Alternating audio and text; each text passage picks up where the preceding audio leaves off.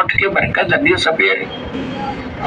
तो हम अविधिवत चलने से चोर उचक्के बन गए, और शास्त्र अनुकूल साधना करने से आपको यहाँ भी सुख देगा और वहां पहुंचाएगा आपको जो गीता ज्ञान दाता बता रहा है। अब बताएंगे आगे।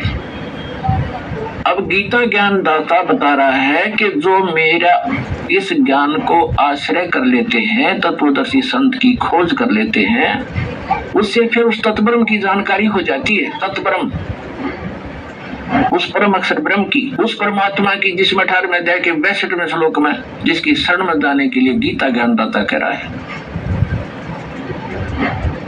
की जानकारी होती है, और सभी कर्मों से परिचित हो जाते हैं, और सभी अध्यात्म कंप्लीट स्पिरिचुअल नॉलेज से वो परिचित हो जाते हैं। तो केवल वो जरा और मरण से छूटने का प्रयत्न करते हैं। जैसे दास ने उदाहरण दिया कि एक बुढ़िया 80 साल की, 75-80 वर्ष की, और मुंह में दांत नहीं, और उसको मैंने कह दिया बुढ़िया पीछे हो, दूसरी को आने दे बहनों को, जो बोली तने बुढ़ी दिखो है वो तरह गजब हो, 80 साल की जाड़ दी।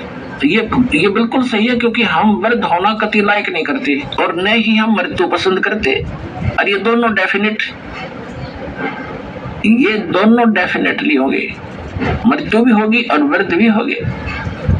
तो पुण्यात्मा 8वें अध्याय के प्रथम श्लोक में अर्जुन ने पूछा गीता ज्ञान दाता से कि हे पुरुषोत्तम, क्योंकि उसको पुरुषोत्तम मान रहा था, वो श्री कृष्ण मान रहा था कि श्री कृष्ण ये ज्ञान दे रहा, लेकिन श्री कृष्ण के अंदर यूं काल बोल रहा था गीता ज्ञान दाता।